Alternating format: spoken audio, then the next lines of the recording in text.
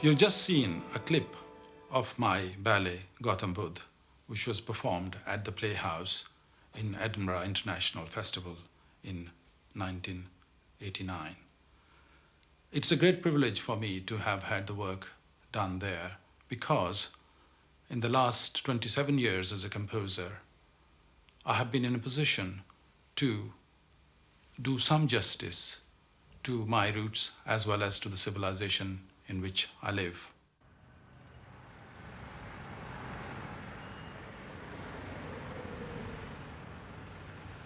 I have lived in Britain since 1962. For the last 8 years in Scotland's capital city, Edinburgh. My ballet says a great deal about me as a composer. It shows my interest in abstract ideas and my desire to explore them using the language of serious Western music. In this case, the concepts happen to be Indian, but in other works, I have drawn upon European sources too.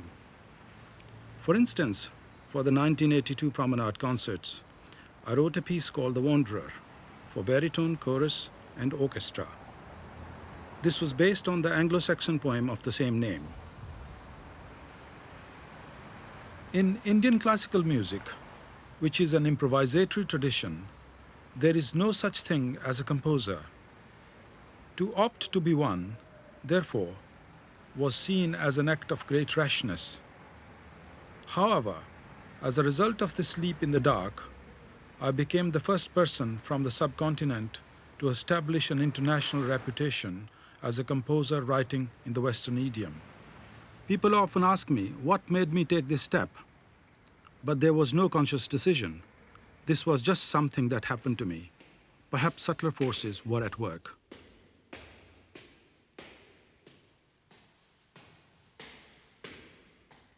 For 3 years, when I was a boy, I lived in Simla, a city which occupied a unique position in the history of both Britain and India. I decided to return there to search for clues.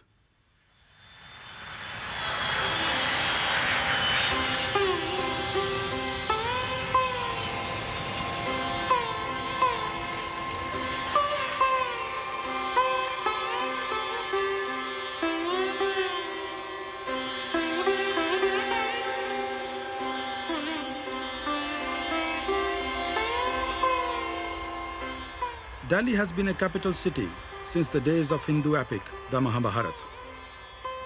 In 1911, it became the capital of the British Raj, supplanting Calcutta as the seat of government. This is the Viceroy's residence.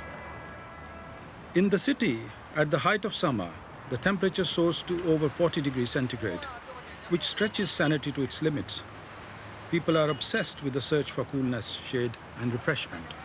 Without the advantages of modern air conditioning, the British decided to continue their practice of moving operations to Simla, a northern hill station with a maximum temperature of 23 degrees for the hottest part of the year. A road already existed, but the railway seemed a must. Railways were no new idea, as G.S. Khosla, official historian of India's railways, explains. Well, as is widely known, the first railway line in India was laid in 1853. But the conception of building railways in India had developed much earlier, and as early as 1845. One person to whom credit must go for advancing the cause of Indian railways was Lord Dalhousie.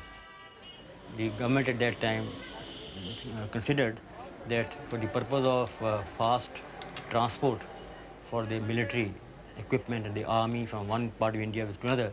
And secondly, the pattern which was decided at that time was to connect the trade centers within the country with the ports to facilitate the export of food grains or other raw materials from India and to facilitate the import of manufactured goods from England.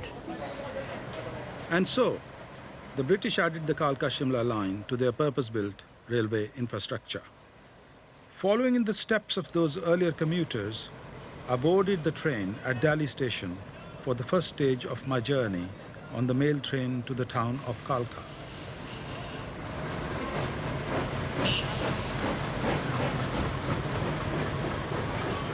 they were all going to Shimla to get away from the oppressive heat of Delhi for 7 months of the year. Before that, this journey used to be undertaken all the way from Calcutta, when people used to travel from there by steamboats, and when the railways came, by railways, and then on tongas and horses and anything else they could lay their hands on.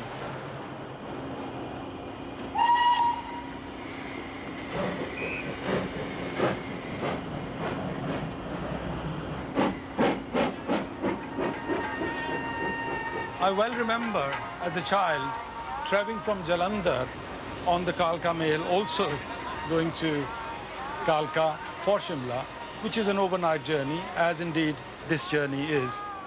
And at Ambala, we had to wait in the sidings for the train, this particular train that is, to come and be attached to the train that had come from Amritsar.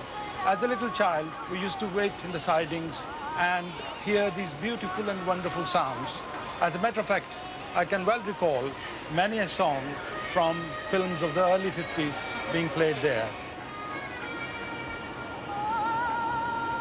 Also, this eerie feeling that one got when one was in the sidings, that there were lights here and there, but for all intents and purposes, there was darkness for miles and miles around. 6 a.m. and the train pulls into Kalka station with its rows of waiting porters. I'm crumpled and I haven't had a shave, but I did get some sleep. Kalka, at a height of 2,100 feet, is where the journey across the plains of Punjab comes to an end and the climb into the foothills of Himalayas begin. Appropriately, we leave our bedroom suite on wheels behind. In a while, we'll change onto the 2-foot 6-inch narrow gauge. Although the British did build engineering yards on Indian soil, for a while, much of the rolling stock and other products of heavy engineering were imported from the UK. So far, I have spent 6 hours in the station waiting for my connection. A bit of a bind, you might think. Not at all. Indians don't give up their comforts easily. There are restrooms here where you can sleep or have a shower, and numerous places where you can eat. The British always seemed to me to be a bit more make do and mend, but maybe the summer migrants of the Raj made the most of it here too. Diesels have replaced the steam engines that originally ran on this line, with one exception. The Viceroy had his own private petrol-driven rail car, which did the journey faster than the steam train. These days, for a few extra bob, anybody can travel in the rail car.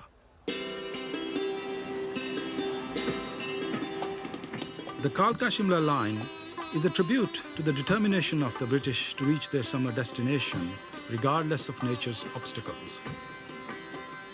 Jointly financed by the government of the Raj and the Kalka-Shimla Railway Company, it was opened in 1903. Chief engineer H.S. Harrington, cheap labor, local Indians, building materials, Himalayan rock. The line is a colossal feat of engineering skill, rising from 2,100 feet to above 7,000 over a distance of 60 miles.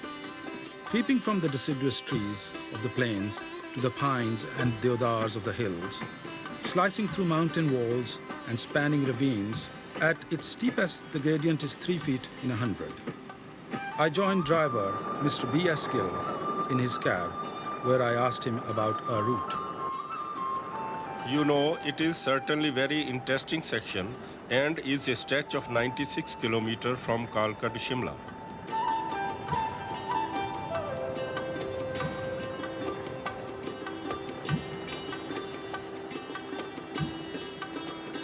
It is composed of very many serpent curves, about 919, passing through 103 tunnels, and I am driving on this section for the last 19 years.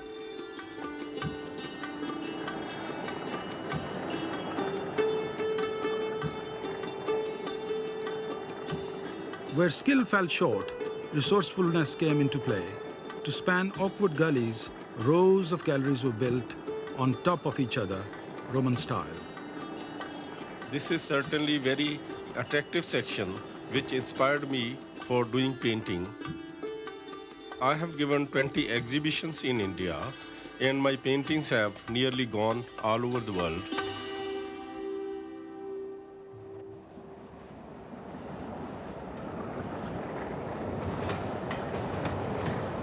This is Badog. Here events take an unusual turn.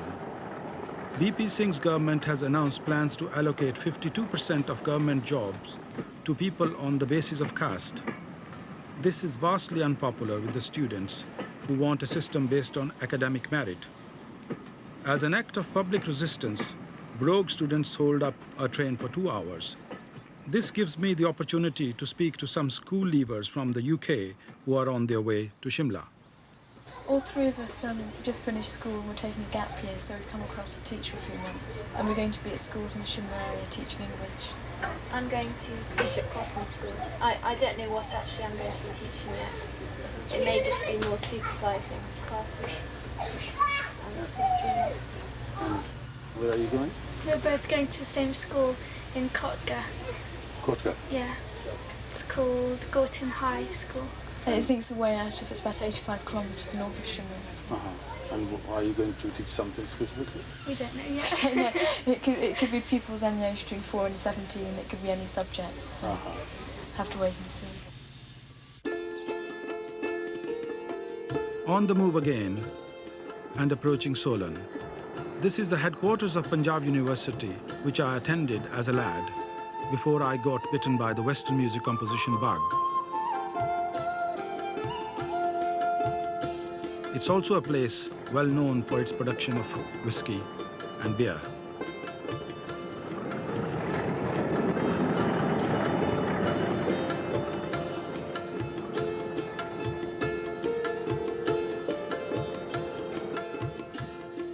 As the train climbs onwards, I fall into conversation with more fellow travelers from the erstwhile Raj. What still brings them here? Have they got something in their bones too?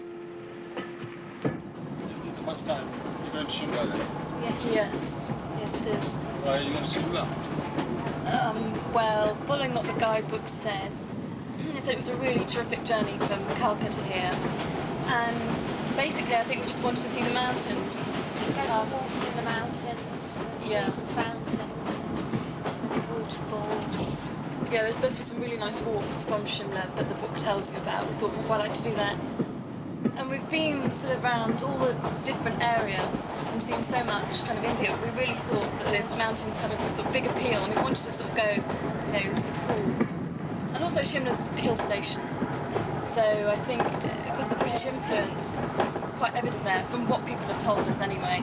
It'll be sort of quite interesting, I think, to sort of like see the balance between the two.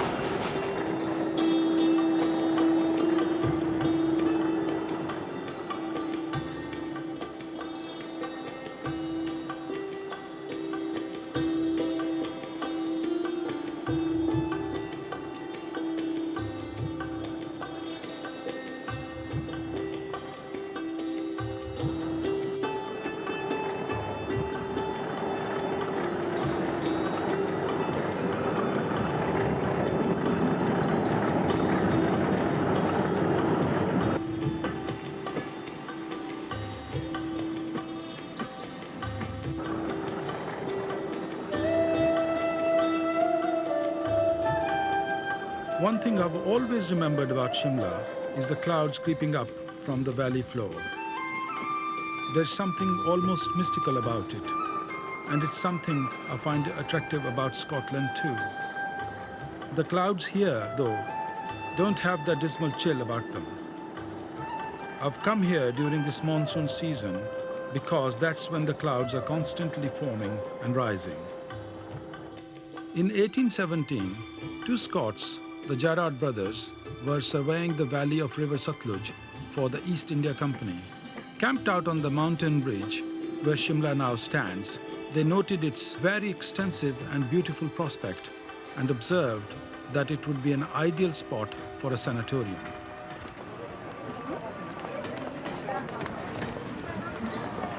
a small Indian settlement already existed here. The first Western dwelling appeared in 1819. Then in 1822, Captain Charles Kennedy, superintendent of the Hill States, built a house to serve as his headquarters. Ultimately, Lord Bentinck acquired the village for the government from the Maharaja of Patiala, and in 1865, it became the summer capital of the Raj.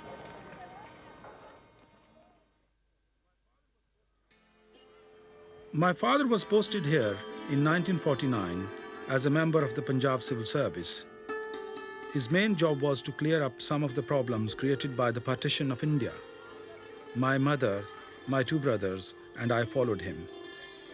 The place has grown since then because it's now the capital of the state of Himachal Pradesh and is still popular as a tourist resort.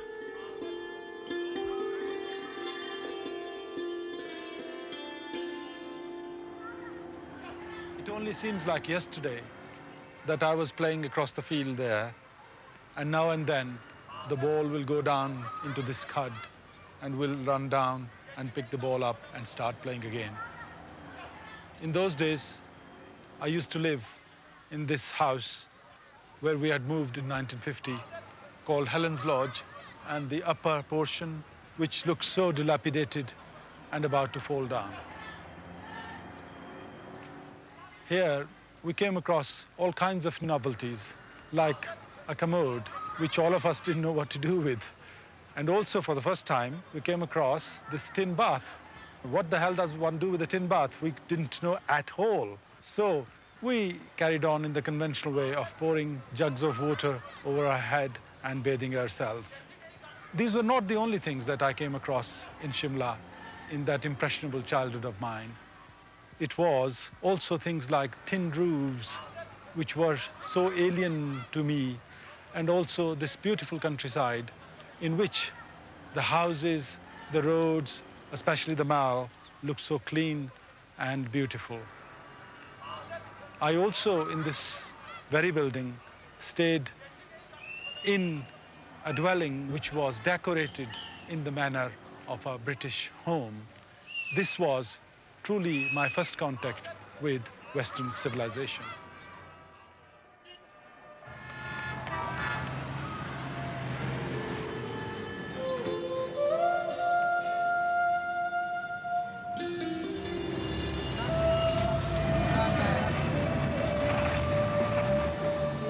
Between Kalka and Shimla, the road and railway follow broadly similar courses.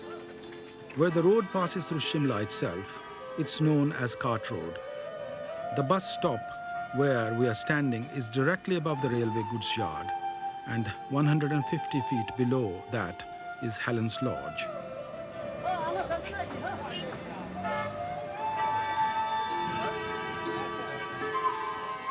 Cart Road is the only road through the town. It's part of the original Hindustan-Tibet Road, built in the 1850s by the enterprising Lord Dalhousie of Midlothian, a former Governor-General of India, to open up trade between India and China.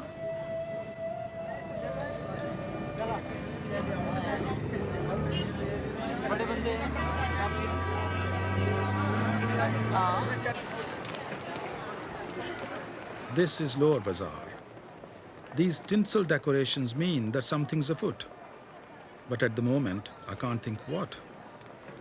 Because it's on a mountainside, the streets of the town rise one above another, linked by winding passages and steps. Each street has its own particular character. On my tour, I'm going to start at the bottom of the town and work my way up. Lower Bazaar has always been a traditional Indian bazaar, like Middle Bazaar above it. In the old days, neither of these was much frequented by the British, as they held themselves aloof from the Indian populace. It was mainly their servants who came here. It's one of history's ironies that Indian food is now very popular throughout the UK. Many of these sweeties and snacks are available from local corner shops, and there's no self-respecting supermarket that doesn't have chicken tikka on its shelves. 30 years ago, you were lucky if you could get a cup of tea in Scotland on a Sunday afternoon. Now, thanks to the Indian trading community, every high street has its Indian restaurant, and the restriction on late night opening and Sunday trading have gone. Ha! All becomes clear. Today is Janmashtami. Devotees of Lord Krishna are celebrating his birth. I'm a Vedantist myself, the sort of Hindu who believes in a formless God. So days of celebration are not the sort of thing I tend to keep in mind.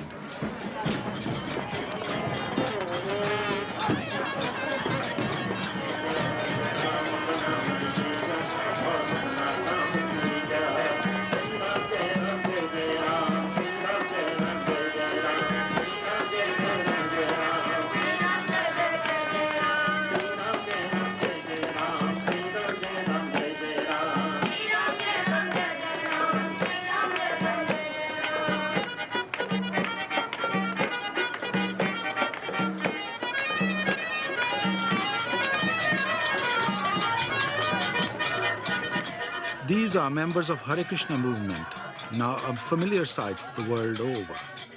Hinduism is not an exclusive religion. Other gods beside Krishna are included in the procession.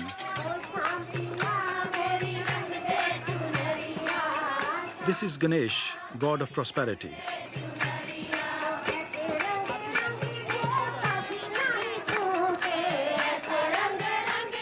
Shiv is the god of destruction, and Parvati is his consort.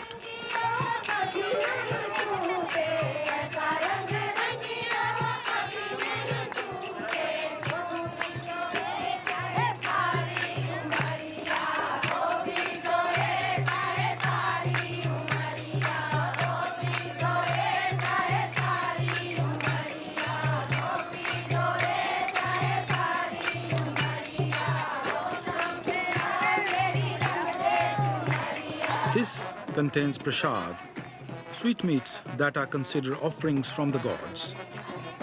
These will be distributed to devotees later on.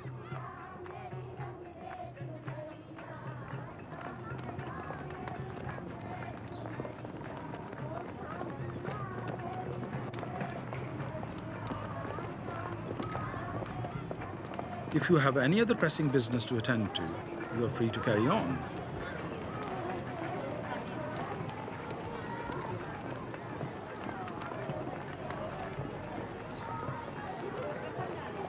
Now, up to the top of the town. I don't seem to be the nimble little goat I used to be. This is very like the winds and steps that run up and down from Edinburgh's Royal Mile. On one such slog, I bumped into an equally gasping Frank Dunlop, director of the Edinburgh Festival. This led to the performance of my ballet.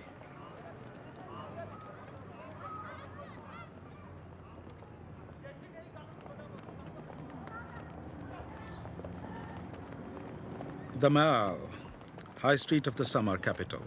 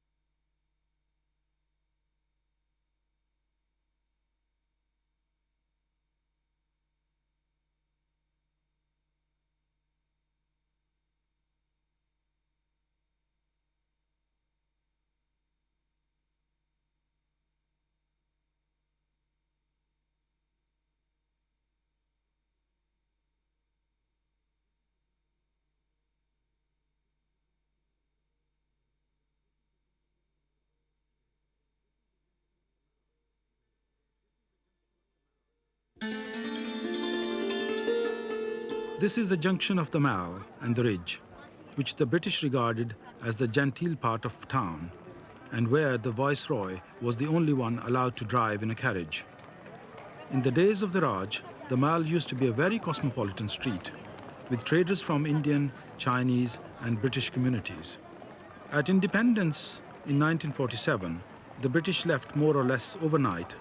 For me, as a child, the novelty of the street was its glass display windows with signs up above. We strolled up and down, observing the white line the British had drawn in the middle to bestow order on the pedestrians.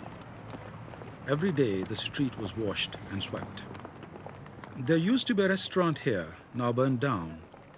This was certainly where I heard the alien sound of a palm court orchestra for the first time. Time for a break. This is an old port of call. In fact, it's one of the favorite meeting places in the town, a coffee house run by the Indian Coffee Workers Cooperative.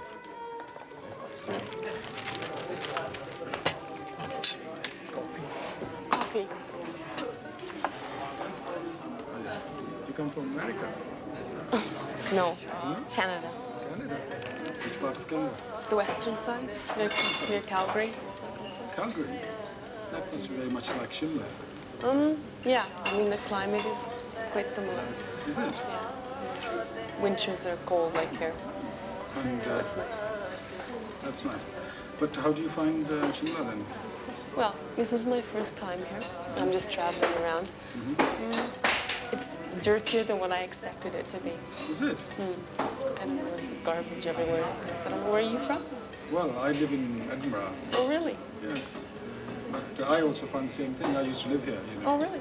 And as a matter of fact, I used to come here for coffee, but not to this very place, but to a place which was about 4 doors away. Oh, yeah. And from there, you could actually have a very good view. But it's nice for you now. Thank you. That is the coffee, famous coffee, I think. This is supposed to be famous coffee, isn't it? Yes, it's very famous. That's what we used to come for, you know. I have an uncle here who used to be a homeopath, and he used to always bring us here. It's about That's better. Now back up the mall to the town square.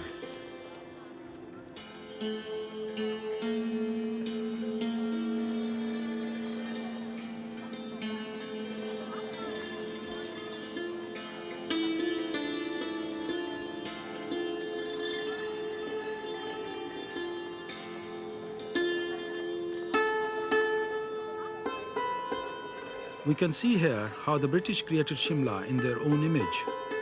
Here, the headquarters of all the municipal services are in evidence, together with the town hall itself. I asked the mayor, Adarsh Kumar, what the developments have been since 1947. Simla has grown, particularly the old town has grown manifold, but the past government, it imposed a ban on the construction in the Simla town. And this ban is still continuing, except the government buildings. No other building is being built, new building is being built, although the renovation or reconstruction of old buildings is being carried out. And Simla Development Authority is building housing colonies also in the periphery of the town, so that the old town doesn't get congested. But still, civic problems are too many, and the water supply system is very old. Our water supply system is about